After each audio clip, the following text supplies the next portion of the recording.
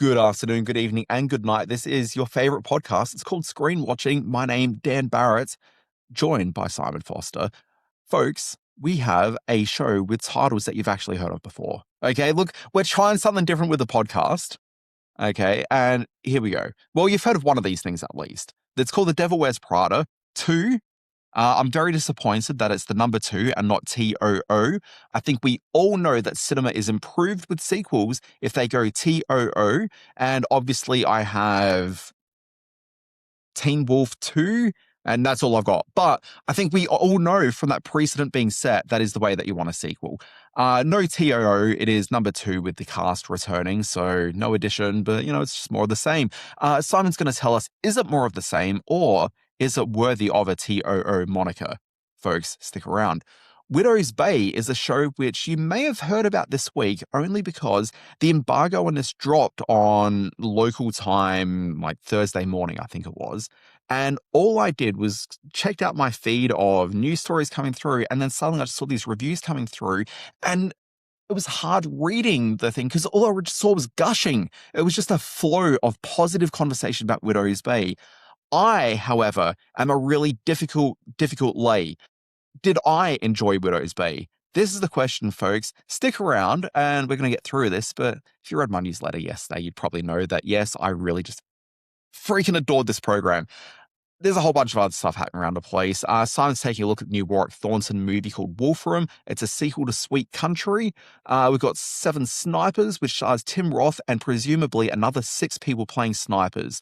Folks, stick around. I'm going to discuss that. There's a new documentary about Jeff Buckley called It's Never Over Jeff Buckley. I've got some thoughts on that. And we're going to take a bit of a detour around the sort of contours of all of this. And I'm going to check out a little thing called, sorry, am I getting the Star War? We're talking about Star War. Folks, we're going to talk about all that and probably some more stuff coming at you over this here pod. This is not like TV, only better. Television! Teacher, mother! Secret lover. What, that's it? That's your movie? Well, I said that I had an idea for a movie.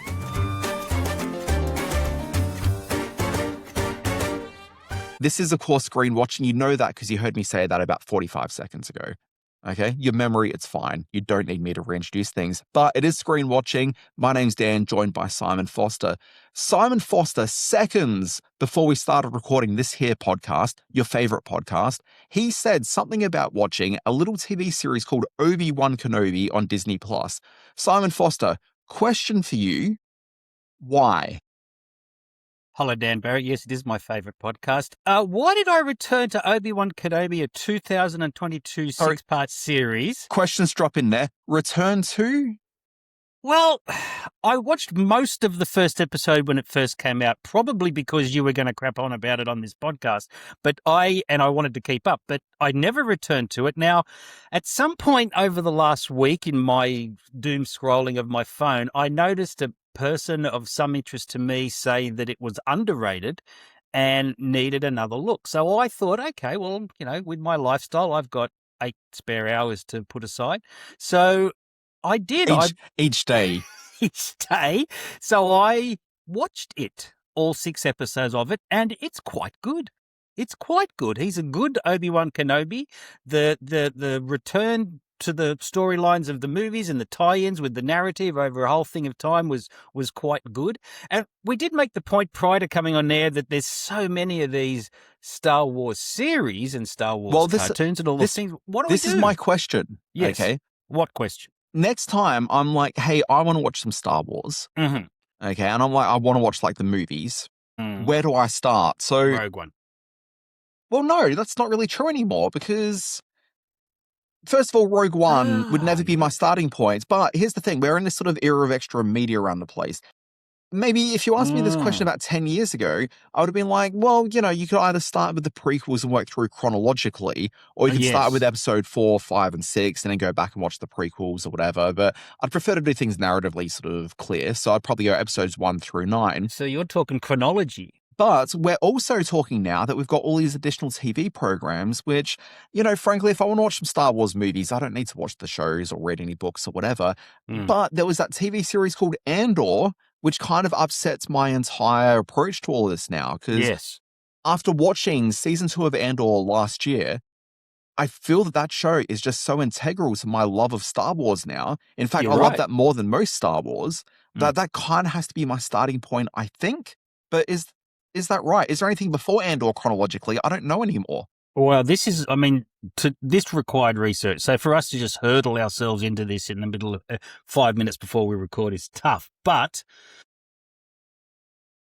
I mean, it's so hard to put a value on this, given the overwhelming pop culture influence A New Hope had when it came out, or the original Star Wars. But that chronologically doesn't fit into. I mean, see, then you got to watch Rogue One before that, but then you got to watch Andor before that. Yeah. And, So, I mean, and prior to that, you've got to watch Obi-Wan Kenobi. There's got to be something on the internet that says chronologically you have to watch them this way. I don't know. What would you start with?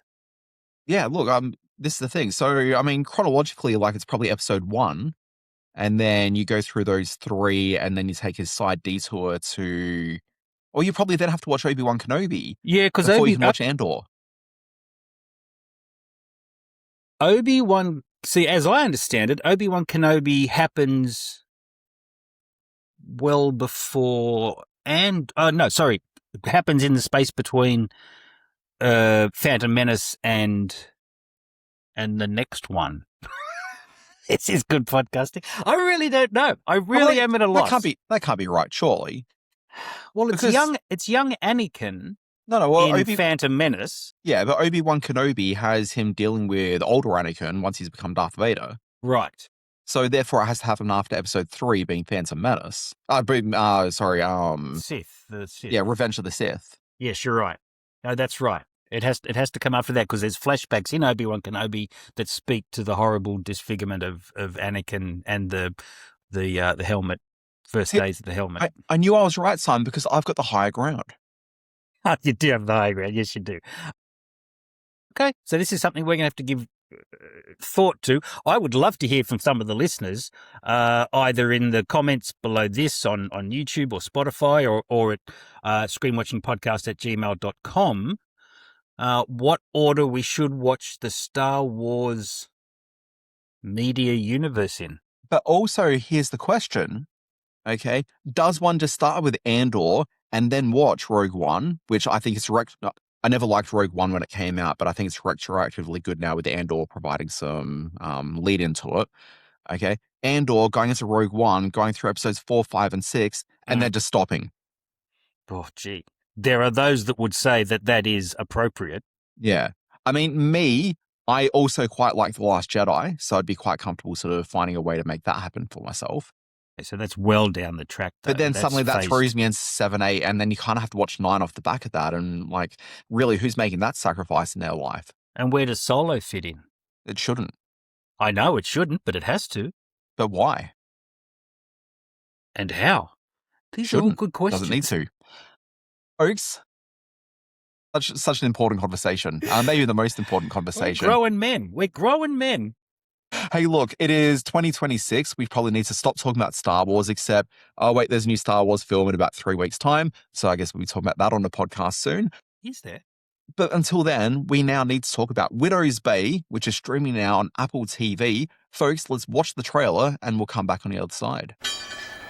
I'm Tom Loftus. Oh, Or Tom. nice to meet you, Arthur. You want to grab some coffee? No, I'm good. Jerry was just taking me through some of your history. Oh, that's great. Yes, well, remarkable story. I was talking to the guy on the ferry, and he said something odd. What was that? He said bad things happen here. There is something about these seafaring towns. The superstitions, their tall tales. I find it charming myself. What town doesn't have a checkered past? Was there cannibalism? No. I don't think that's right.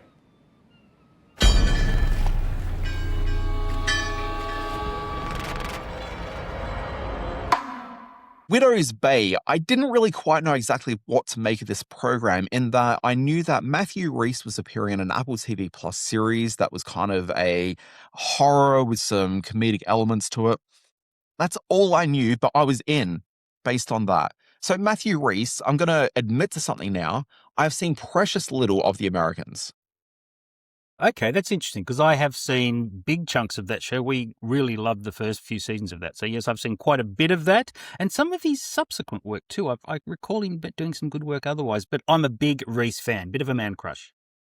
Yeah, look, I mean, I think that is really good. And I quite like a lot of the things that The Americans have to offer. I just didn't for whatever reason. Okay.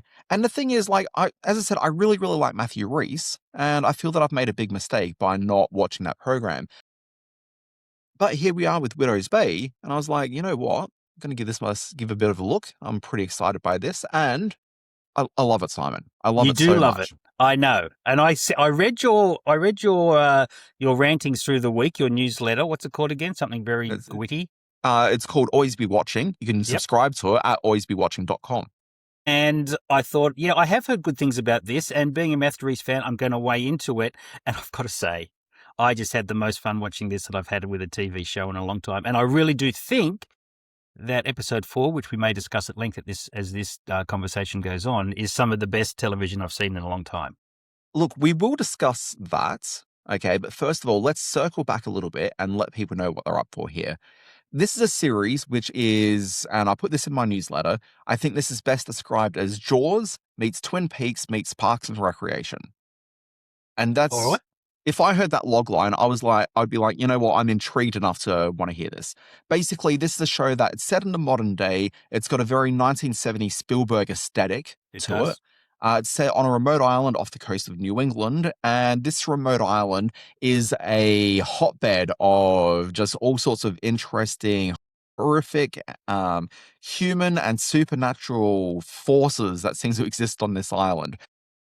Day to day, people are just getting on with their lives. But also, when you start to talk to people, you find out that, when they were children, they were involved in like a Scream-style slasher experience when they were a kid. Or, they lost their aunt to a fog that came through and just murdered people. Or there was like a kindly old lady who, suddenly turned out to be a succubus or whatever.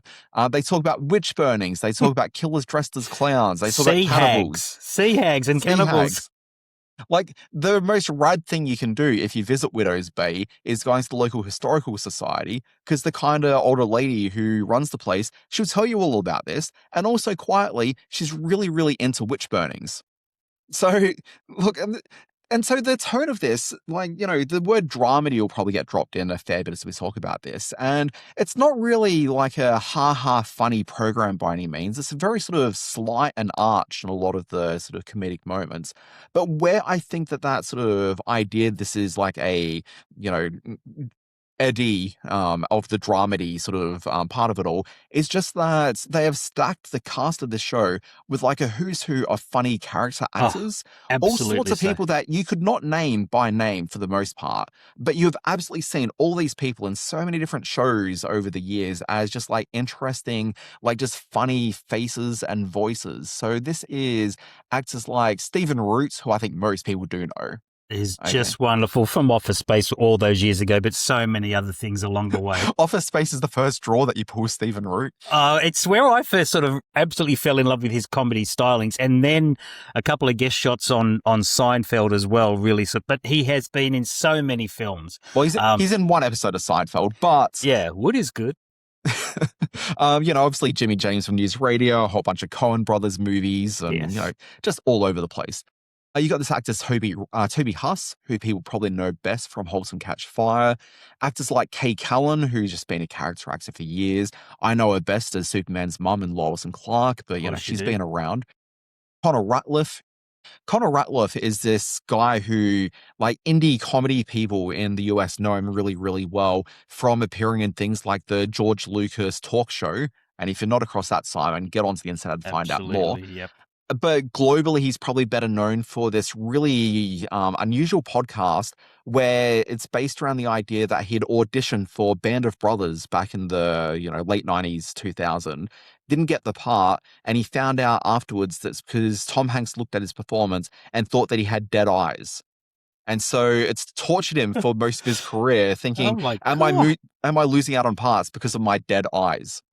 That's a tough call for Mr. Hanks. I've heard he can So be his mean. podcast is built around him talking to all these like well-known actors around the place about his experience and about the craft of acting and his own dead eyes. And it all leads, as you would expect, to an interview with Tom Hanks. Nice. That Anyway, it's sounds great. fantastic. There's other actors in here like Dale Dickey. And when you see Dale Dickey and her leathered face by his face. So wonderful. She's so wonderful. Yeah. Jeff Hiller, like just all these great voices. And I've just listed out a whole bunch of people that people do not know by name, but you do know by face, I promise. Yep. At least You half of them absolutely you do. know.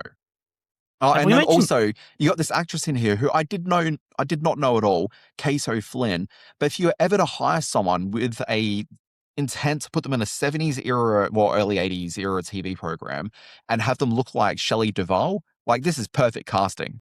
Did we mention Jeff Hiller, the guy from Somebody Somewhere? I think you may. I did mention him right at the end. Oh, right at the end. Oh, okay. He's wonderful in this and has some very funny moments. So how far are you into it? Have you done the whole series or? I haven't done the whole series yet. I think I've watched 6 or 7 episodes. Alrighty, yeah. I think yeah, 6. I'm 5 in, so yeah, Okay. we're sort of well versed in this. Can I just say Sorry, very quickly? Simon, if you're only up to episode 5 and you're about to watch episode 6, Yeah. okay, can I just let you know that I'm here for you when you need to like have a conversation with someone about it? There are moments in this. The Sea Hag episode was terrific. Oh, sorry, just briefly, because we never quite finished exactly what this is about. Yes. So Matthew Rhys is playing the mayor of this small town in New England, this sort of island space. And basically his motivation as the mayor is to try to inject the economy with some actual money coming in. So Yes. his vision is to turn this into like a Martha's Vineyard style tourist destination for people wanting to go on like a bed and breakfast kind of an experience. Which So the he wants- reporter from the New York Times is kind of on board with until he starts hearing about the cannibalism and the witchcraft. Yeah. And And then there's- it's like, hey, look, you've still got something here. It's just that you're selling Salem. You're not selling like Martha's Vineyard. Yeah, Martha's exactly. Vineyard. So he's got that. And this is the part of the show that I actually struggle with a little bit, which is that this mayor has been living on this island for much of his life, like certainly decades at this point. Okay, but why is it that right now, like the number of supernatural elements are really heightened? Okay, and he hasn't really experienced like this is an ongoing part of his life until this point. Well, I think because the fog's due in, isn't it? Is it because of the fog? They don't really clearly state that. Like I think think there's they a narrative do. gap there slightly. Well, what was right at the start when the man was in the boat and the birds flew over and it was like they'd all been living a normal life, but then something sort of But they haven't all been living a normal life though. clicked. But like yeah. it's just not as happening as frequently as it Mm. happens for the rest of the series. And I don't know, maybe I missed a line somewhere in there, but I just don't understand why this has all happened. But what you've got here is it's an episodic sort of week to week thing, like this overarching story. Well, you're kind of more running with the characters than you are necessarily a story, although there are story elements that carry through and become stronger as the series goes in. But initially it feels a little bit more like an adult version of something like Erie, Indiana from back in the day, which is this really great kid show from the 90s. Yep. It's just kind of like this strange town where just like strange things happen every week. One week the mayor's dealing with a succubus, the next week he's dealing with a fog or whatever. Like it's just kind of, that's the thing. The thing that it most reminded me of, and before going into it, what I was expecting was a little bit of Castle Rock, that it was going to be that kind of small town, foggy town, seaside sort of bells and kind of that sort of thing. And if people don't remember Castle Rock, and you'd be like, I'd get totally why you'd forget that program existed. That was a show which tried to link together all the Stephen King movies and TV shows, Which into I one loved. narrative. I that was very cool. I watched nearly all of that, and Classic Simon Foster. I know. So, but watching it, and I just want to say this: as soon as they decide to make a John Ritter biopic, Matthew Rhys has to be out front of it because it was this character. Surely he's too old now for that. Well, maybe so, but I think he's channeling a lot of what John Ritter did as a sitcom star in his performance as the mayor of this town. Seeing him play this light and funny and frustrated at everything that's going on around him as he's trying to get the tourism happening, was just an absolute delight for me. Some other things that people need to know about this. The show is from Kate Dippold. Now, Kate Dippold, I've had just this assumption that I didn't like her work. Oh. Okay, so she's someone who is probably best known for writing a couple of features. So she wrote The Heat. She did Ghostbusters and Snatched. If people remember Snatched, that was the was it a stream? No, it wasn't a streaming film. It was made for cinema. I was like Amy Schumer was in it. Amy Schumer and Goldie Hawn. The So Heat's you've got very funny. Yeah. Well, I don't like The Heat, and I didn't like the Ghostbusters remake, and also she did a uncredited rewrite on Spy, which I also didn't like. But what I've come to realize from watching Widow's Bay is that I quite like Kate Dippold. I just don't like her when she's working with Paul Feig. Now, Paul Feig, I also don't mind generally, but there was an era of his films I just did not really care for at all. And I think it was just the merging of like those two as creatives, like, it just didn't work for me. But I really like Katie Dippold by herself. And I like Paul Feig by himself. Hopefully they just steer apart from each other. What works here is that she's working with Hiro Murai. Now, Hiro Murai is this really interesting filmmaker. Started out in music videos. Like, he's got one of these careers that you expect from like 1987, but you know, somehow people are still making music videos in a modern moment. But he's got this sort of really great cred behind him where he was the director on Atlanta. He was an EP on The Bear, Station 11, Barry. Like, he's kind of just been doing this sort of Mr. TV, Mr. what's Cool what TV. of like cool hip TV programs. Yeah. Yeah. Like, he's just a cool TV guy. And like, he's really good. I think he's just visually just a really dynamic, just interesting, creative. And the visual, you know, the aesthetic that he's bringing to this, but also, and I mentioned this in my newsletter, there's this great sort of sequence which I think just really heightened what's great about him as a director and what he brings to this. In episode 3, there's this moment where the mayor has gone out to dinner with this lovely lady. I won't sort of spoil it too much, but he's realized that for much of the episode he's being chased by this succubus. And so he begins to realize that, wait, no, the young lady that I've been kind of, you know, interested in, she may have been sort of chasing after me like a succubus would. So therefore, she may be the succubus.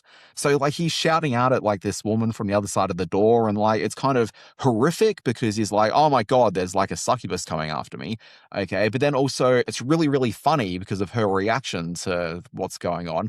But then they take it to this other moment, like within like 90 seconds, where it's like this really sort of sweet, touching moment where you learn a little bit about the Matthew Rhys character's background and his previous relationship with his wife and what that actually sort of felt like as an experiential sort of relationship and what that sort of loss in his life means for him now. And this all within 90 seconds. Like, it's really sharp writing. But despite the fact that he's Hiro is jumping from 3 very tonally different things, it all felt coherent and all just sort of linked into each other really, really nicely. Like, it was just so smart and sharp in terms of filmmaking. And to me, like, that's what he brings to a show like this. He brings like a really well-considered set of emotional is not quite the right word, but the experience that you have as a viewer tapping into the emotion of a TV programming and being able to, we'll talk about humanism, like jump from these 3 different sort of human experiences, like as part of the same sort of continuum of experience. Like, it's really, really sharp. Now, Simon, just while we're talking about directors as well, he's not the only director on board. Okay, so we've got him on board for 5 of the 10 episodes. Right. So he's there for the first 3, the final 2. But in the middle, you've got this assortment of just really interesting directors. You got Sam Donovan, who I wasn't that familiar with, and Andrew DeYoung, I'm also not that familiar with. But Ty West comes in episode 6. The man himself. And when you want to, if you're thinking, oh, we'll give Ty West an episode, the episode they give him is the one which absolutely speaks to what this program is about, but also is so far removed from the characters and narrative of the rest of the story. It's crazy. I don't want to ruin what it is, but it's a very special bottle episode. Okay. Ty West is a huge, huge deal. The Innkeepers is one of my favorite movies, and I don't say that lightly. I saw that at the film festival and I've watched it many times over. So the fact that Ty West is involved in any way in this speaks to the integrity of what they're trying to do with it. So here's obviously, I think it's going to be a hit. I hope they recapture this sort of magic in an inevitable I'm second not sure it'll be a season. hit. I think the cool kids will be talking about this program, but I don't think it's going to really become like a mainstream proposition by any means. I think they've got hopes for it to be. I'm not sure. I think it's definitely, I think this is going to be one that crops up in the Emmys. It's not going to win anything, but I think it'll definitely be part of that kind of a conversation. It's called Widow's Bay. It is on the Apple TV app or channel or whatever you want to call it. And it was worth a look. One of the most fun things we've seen in a long time. Sorry, just briefly, we did talk about episode 4. Yes. Do you want to just maybe give like a quick one-liner as to what it was that you liked about Beach Read so much? The pivot at the end, the fact that the young lady who's at the center of it, the emotional attachment you have to this woman who's just trying to make friends, who's just trying to be part of the in crowd, and the bowl of punch that she uses to make that happen. The surprise that I had in my head when the policeman walked into the kitchen and realized what she'd really been doing just made me go, oh my God, I'm so on board with this show. It was the show that was the episode that tipped me over the edge. I thought, I'm going to watch this. I'm going to love it. It was episode 3 that kind of really got me on board with it. So I was kind of just on board right before that one. But yeah, certainly I think that episode 4 is one of those sort of all-time great TV episodes. All right, let's go from Widow's Bay to the world of high fashion. It's The Devil Wears Prada 2. Sorry, wait, wasn't this podcast always about high fashion? I mean, come on. I'm going to make something of this job. You could write a book. The definitive Miranda Priestley expose. May the bridges I burn light my way. Wait. I hope that's not what you're wearing to the dinner. That's all.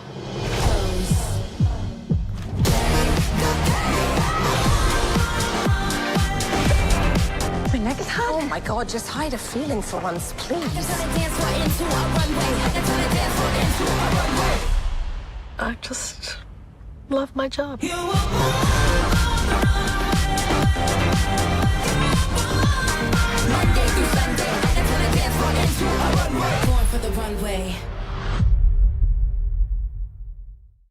Did we really need a sequel to Devil Wears Prada? The film that I have a real fondness for from 20 years ago. 20 years ago, good Lord. 2006 it came, 2006 it came out.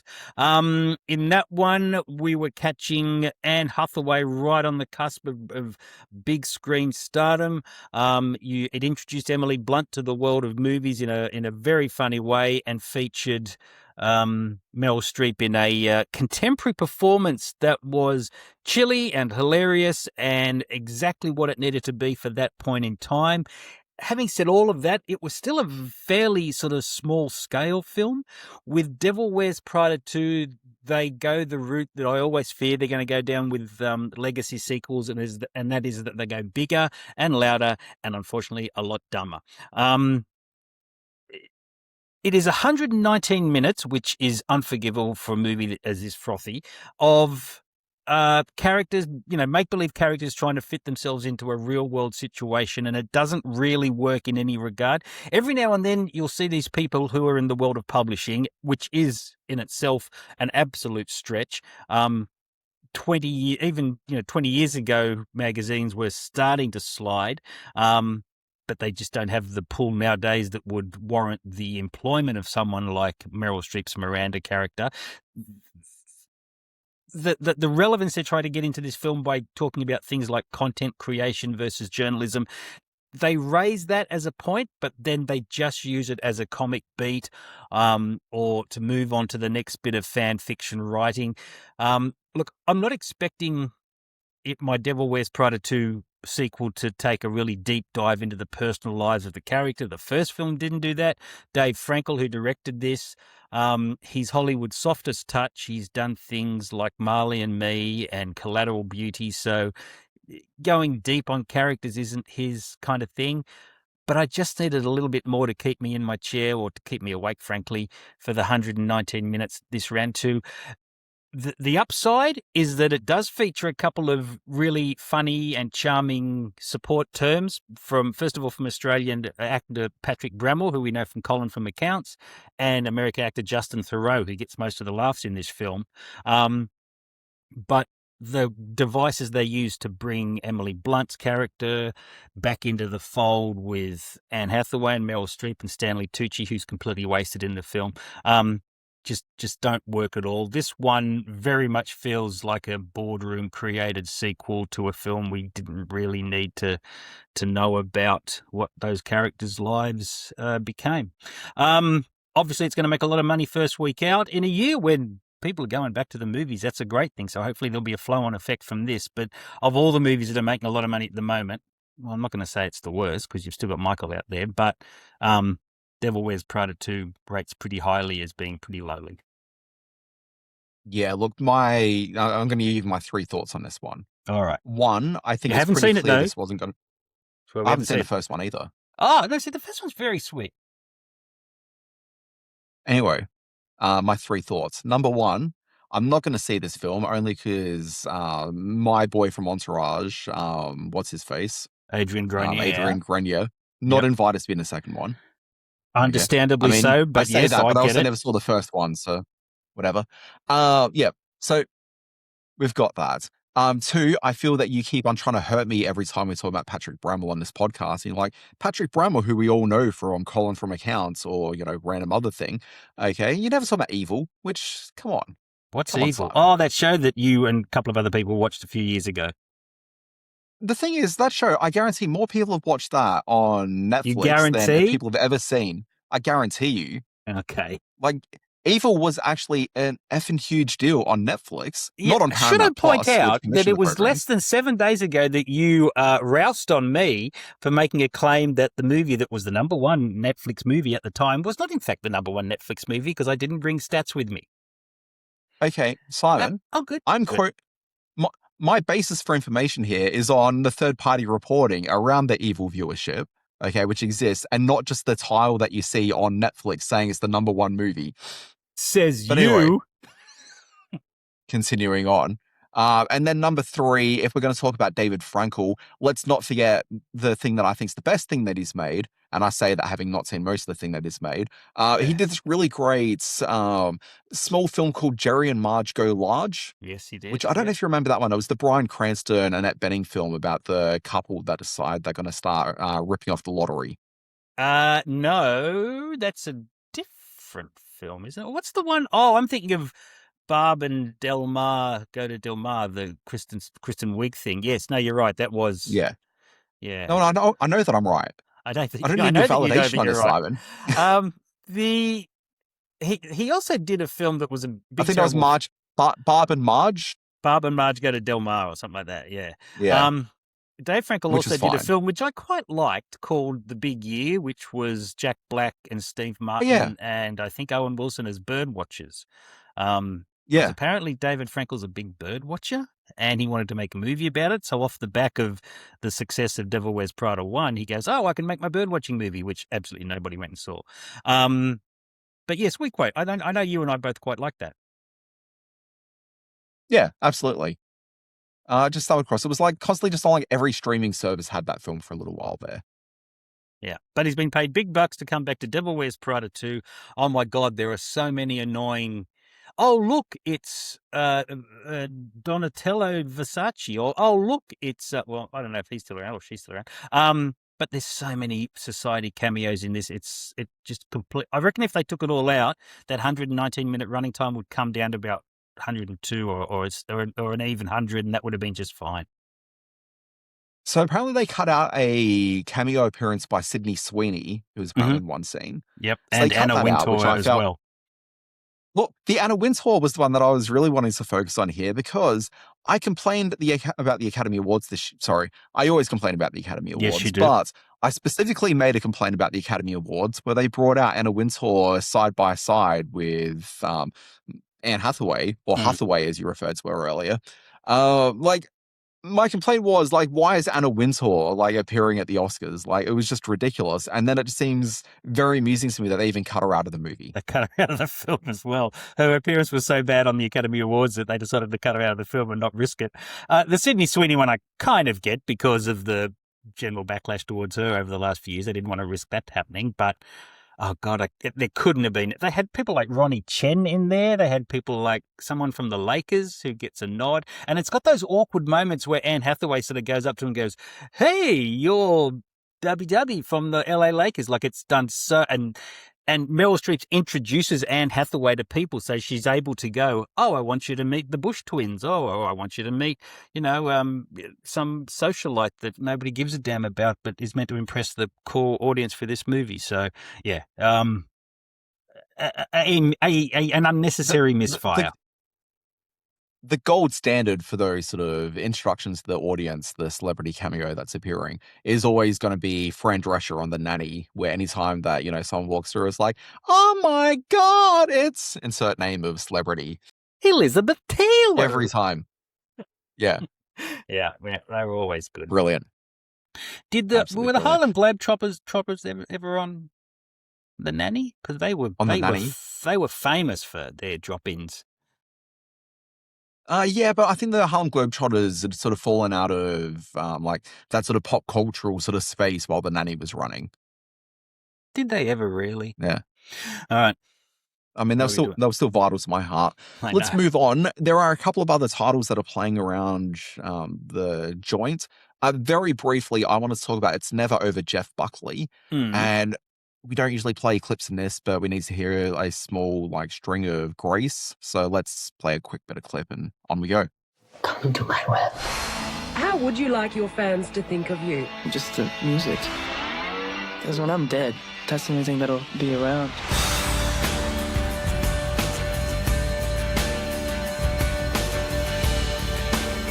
I mean, he was literally the best singer I've ever heard. This is our last goodbye. He was, and he's my favorite. One Easter vacation, I stayed with my father. He had a whole other family. No calls were returned. He put his little hands on my face and said, "We're going to be okay, Mommy, right?" What do you think you inherited from your father? People who remember my father. Next question. We were these two sensitive young souls who found each other. Grace was huge. My main influences: love, anger, depression, and Zeppelin. He made her first record no one else could come close to making. It's uncanny. He already looks like Sinatra. He got where he needed to go.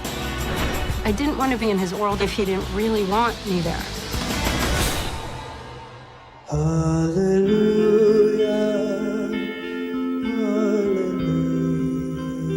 So usually when I consider documentaries like this, my assumption is just going to be that this is really just for the fans. But every so often you get one of these docos that come along, which just provide enough of a cut through where audiences just more broadly just find their ways onto it. So I'm thinking about that doco about Mr. Rogers' Neighborhood a few, 5 or 6 years ago, maybe longer than that. I don't know. We're all old now. Who can even remember time? But you sort of have things like that, like those docos which kind of feel a little bit niche, but for some reason audiences are able to get onto it. And it's always the skill of the filmmaker who's providing a on-ramp for people who aren't necessarily bought in to be able to experience that. And so when I sat down to watch the new documentary, It's Never Over Jeff Buckley, I thought there's every opportunity here where they could really just bring audiences that don't know Jeff Buckley particularly well. Like Simon, I don't think you know Jeff Buckley. Is that right? I absolutely know of Jeff Buckley and know his standing. I was never a fan of Jeff Buckley, but I know that he is revered as a guitarist and a singer-songwriter. Yeah, I mean, I feel that Jeff Buckley is one of these people where, I'm probably on younger end of people that know him, but he's definitely a big sort of Gen X icon and sort of the much older end of the millennials. Is probably the sort of sweet spot for him. But when his only album, his, one sort of studio album came out, Grace, this is just one of these things where everyone of a certain age have a copy of Grace. It was handed out to people in, universities everywhere. Triple J listeners, everyone's got a copy of Grace. It's just one of these things. He is revered. People adore him. So I get that. And most people who have that album, I think, probably do the same thing I do, which is that a couple of times a year. It's late at night. Like the sweet spot for Jeff Buckley's grace is 11 o'clock, but it's like between 11 and midnight when the world's gone to sleep, but you just kind of want something which is really stirring in the background just to, amp you up a bit. I'm watching while Sky. also having a more soulful sort of thing. That's when I'm watching Sky News. Yes. So we've got this really niche audience for something like this, but can this documentary blow it out wider? And the answer is no. And I actually think that the documentary does such a poor job of it that it not only doesn't bring a new audience on board for Jeff Buckley, but I think also it alienates a good portion of the audience that would be interested in this documentary otherwise. What I think it's done is it's actually kind of inverted what people are interested in about Jeff Buckley and what's interesting about Jeff Buckley, the artist, which is why most people are watching a documentary like this. The opening 20, 25 minutes is all framed very much through his mother's experience of raising Jeff Buckley and his history, one of his ex-girlfriends, and it's kind of like the women in the life of Jeff Buckley who introduced this. And so you're not really finding out much about the man as much as the man as refracted through their own experiences with him. Okay, and absolutely there's a place in this documentary for their voices to be part of this. But when I go to a documentary about Jeff Buckley, I kind of want to hear about what led this artist to create this one album that we all have. Our relationship with Jeff Buckley is around this album. What was it that made him create that album? Okay, I want to know that. The argument be that's been covered a lot in coverage of his career since his death? Not in a documentary, though. Okay, instead, this documentary is very much about who he was as the emotional person as seen through the framework of these other people, but we never get a true sense as to whether this is actually him or if this is just the way that these people that loved him feel this way about him. We never really got a sense. And considering that a big part of the narrative of his relationship with his mother, his relationship with the ex-girlfriends is about him rejecting them for one reason or another. That's Jeff Buckley's mum now calling you to tell you that's to her on shut the up. line now. Yeah. But considering that he's rejected them, there's more of a story regarding all of that, but we never hear it. So there's a massive gap. And so when you get to the midpoint where suddenly the people that worked with him on the album are given an opportunity to talk about their experience of working with Buckley and where he was coming from as an artist. And there's a sequence with Ben Harper talking about just his experience of hanging out with Buckley, at music festivals and stuff. And that sort of stuff, you get a real sense for what his passion was around music and where he found music interesting and the textual elements of what became Grace. All that becomes super interesting, and it's just kind of surrounded by a whole lot of waffle with unreliable narrators. Does it have any artistic merit as a documentary? Because there is a lot of documentaries happening at the moment about musical artists. There's a new Red Hot Chili Peppers one on Netflix. And I'm just and they tend to fit very neatly into a template that makes them easy to make and easy to watch. I'm wondering if this one, which comes with some sort of critical following, and I think it played the Sydney Film Festival last year in Melbourne, so it's got a little bit of big screen cred to it. Does it look or sound different than you expect from these sort of things? Not really. It just kind of looked and there is a bit of a visual panache to it. I'll give it that. They do some interesting stuff, but then there's these efforts by the filmmaker whose name is Amy Berg. Sorry, I didn't write her name down. She's a big deal. Yeah, she's well regarded. She's got the runs on the board. Sorry, we'll talk about the history of this documentary in just a brief moment, but she starts introducing this sort of visual element of the Mississippi River sort of towards the back end of the documentary. And again, this speaks to the idea that everyone watching this documentary know that he ended up dying in the Mississippi River. Okay, but if you don't have that pre-awareness coming through, again, this is being made for people very familiar with Jeff Buckley. Okay, so why are they suddenly talking about the river? Why are they showing this river just consistently sort of through the back end of it? It's a motif. It just felt. I love a motif. Yeah, but I love a motif. I don't know. It just kind of it gets introduced to this idea of this is when his life's getting a bit darker. But even then, he didn't commit suicide in that river by any means, even though some people believe that might have been the case. That wasn't what happened. It was just this unfortunate drowning incident. It just kind of seems weird, introducing it through. There was just a whole bunch of elements that only really work if you are a hardcore fan of Jeff Buckley. Where can people watch this documentary? Because I know there's a high want to watch value in my house. My wife is of your era, is very excited about the Jeff Buckley It's Never Over documentary.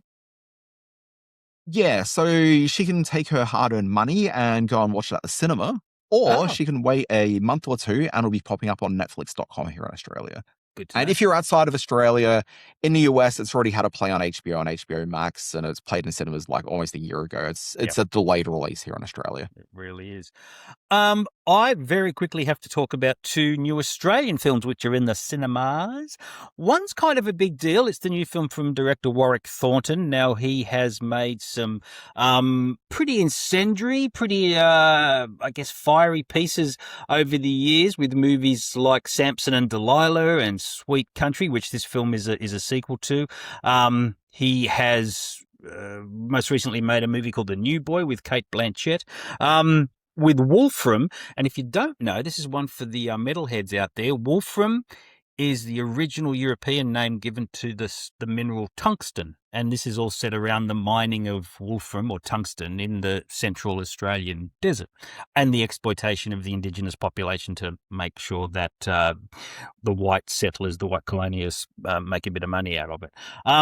So, as you can see by that, the fiery nature of the relationship between white settlers and the indigenous people is once again very high on Warwick Thornton's mind. He has as the centre of this story two young indigenous kids who have been separated from their mother, who's played in sort of cross-cutting scenes by Deborah Mailman. And they've been stuck with their alcoholic sort of exploitative father, played by Fox League's own Matty Nable, who's very good in this, and everyone's very good in this. I don't think it's his best film. There's some jagged storytelling elements in there which sort of derail your emotional involvement, but I will say that as a director of photography, and he shoots all his own films, this movie looks stunning. And unlike his last few films, well, unlike all his films really, this one has a little bit of hope and a little bit of sort of optimism presented towards the end of its storyline for these two kids, and that's not giving away too much of the ending, but suffice to say that I don't know whether he's softening in his age or trying to find a different perspective in how indigenous people and the settlers can live and share a land, but there is a moment in this which is hasn't been addressed by Thornton in his other works, and it makes this one a really, really interesting film. What city slickers like you and I, Dan Barrett, will notice about this film are the flies. Oh, my God. At a Q&A I went to with Warwick Thornton after a screening of this last week, obviously he's talking in depth about the themes and the history and the reconciliation and the reclamation that Indigenous people want for their land and their culture and all that sort of stuff. And the first question coming out of the audience was, tell us about the flies, because in every scene, there is just this mass of blowflies around every actor. Apparently, before they started shooting in Central Australia, there was a massive downpour of rain. All the plants and all the flowers came out, but with the downpour of rain, all the flies are born. So all the flies that were in the ground suddenly became this plague. And he made the point that, other directors might CGI these flies out because they are all over the actors' faces and all over their clothes, but it all stays in the film. And there were moments in this when I just looked at my wife and went, my eyes are scratchy. I can't watch this anymore because they were right in their face. It looked like it was a very hard shoot. And it looks amazing up on the screen, and it's certainly a notable work from Warwick Thornton. The other Aussie film, are you a Thornton fan? You've seen most of his work, haven't you? No, I actually haven't. Oh, okay. Definitely go. I'm not sure if I've seen any of his films, actually. You've got to go into Sweet Country. Sweet Country is a great sort of Australian Western, and then follow it on with probably, you have to go all the way to Samson Delilah, but that's a tough viewing experience. That one in the Camera Door, I think, at the Cannes Film Festival. What isn't going to win any awards is Seven Snipers. It's in cinemas at the moment, which isn't a bad thing to say. I'm not sort of coming down hard on Seven Snipers. It's an action film, an action thriller in which Radha Mitchell plays an ex-sniper who's living out on a property in the middle of nowhere, the Victorian rural hinterland, I'm told it was shot in. But her past catches up with her and she has to call in 5 other snipers making her the 6th. The 7th is one Tim Roth, who's the bad guy, who's a real nasty piece of work in this, and he's trying to bump her off for reasons that become apparent. This is absolute B-movie weekly rental sort of stuff from back in the day. Ione Grufford, who we remember from the Fantastic Four and the Whistleblower. What was that thing that he was on the ship, the British series? I can't remember. I'm not sure. They've got some name, Hornblower, but they've got some name cast in this one, sort of crawling around in the grass and playing shoot-em-ups, which is occasionally diverting, sometimes exciting to watch. But yes, this one will definitely play better on the small screen. Yeah, so I'm just looking out to see who all plays all the other snipers. Australian's own Ryan Quanten's in this. Ryan Quanten kicks things off in this film. He's not a sniper. He's probably the 8th cast member. He's the only one that doesn't have a gun, but he certainly is the pivot for the arrival of one Tim Roth. Tim Roth plays a funny character in this one because he's like this little old man who just happens to be covered in camouflage and like shooting people. But he doesn't, just by his sheer presence, he brings a kind of menace to the role, but he doesn't do any Gary Oldman type big acting. He just sort of says his lines and shoots his gun and then he's gone. I feel that Tim Roth's career for the last 30-odd years have been very much just coasting off like that period he had between like 1991 through 95. He's always reliable in a part, but he's never... he's a fine actor and he can pull off these sort of roles, certainly, without even trying, and clearly he does. Yeah, he's done some good work, but yeah, you're right. He's always, Tim Roth's in that movie. He'll be right. Yeah. Yeah. Be fine. Yeah, it'll be fine. I quite liked him in that movie between 1991 through 95. All right, we're done. That brings us to the end of the podcast, Simon. We're done. Folks, this has been Screen Watching. My name's Dan Barrett. You can find me elsewhere on the internet. There's a newsletter I do. It's called Always Be Watching. I'm trying to remember the name of it. It's called Always Be Watching. You can find it at alwaysbewatching.com. It comes to your mailbox about 5 days a week, Monday through Friday. And then there's a bonus newsletter, a 6th one, which comes out, which is like a guide to your weekend streaming. So the new and returning TV shows, the new films on streaming, all there in the newsletter for you to go through, peruse, and decide to watch or not. I write the Screen Space newsletter. If you send me a stamped self-addressed envelope, I'll mail that to you. Oh, wait a minute. That was from last week. Here we go. No, it's now on Substack, where you can subscribe for free if you want, or pay. Pay would be nice, but for free. And if you want to contact us here at Screen Watching, go to our Facebook page at Screen Watching Podcast. On the YouTube, where you can watch this podcast in all its motion picture glory at Screen Watching, or email us your chronological order that we should watch Star Wars in, screenwatchingpodcast@gmail.com. Now, next week, I presume that we're talking about Mortal Kombat 2. Is that what's on the docket? We've got Mortal Kombat 2. We've got The Sheep Detective with one Hugh Jackman to watch, which I think you'll be dipping into this weekend.